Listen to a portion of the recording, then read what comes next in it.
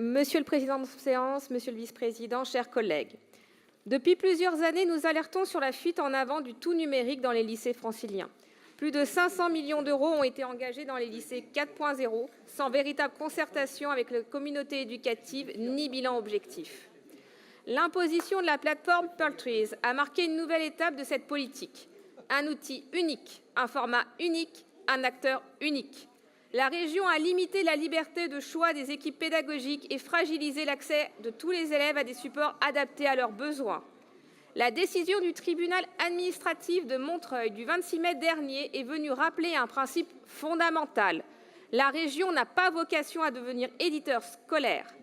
La justice sanctionne une orientation que nous contestons depuis son origine. Cette décision rejoint d'ailleurs les réserves exprimées par le Césaire, qui réitère ses inquiétudes quant à la place croissante des outils numériques dans les apprentissages, au détriment des manuels papier dont de nombreuses études soulignent l'apport en matière de mémorisation et d'apprentissage de la lecture. Lors du CUN, les représentants des communautés éducatives ont fait part de leurs préoccupations très concrètes. Auront-ils des manuels disponibles à la rentrée de septembre? Pourront-ils conserver leur liberté de choix pédagogique? Ces inquiétudes sont légitimes et elles vont à l'encontre des orientations défendues jusqu'à présent par l'exécutif régional.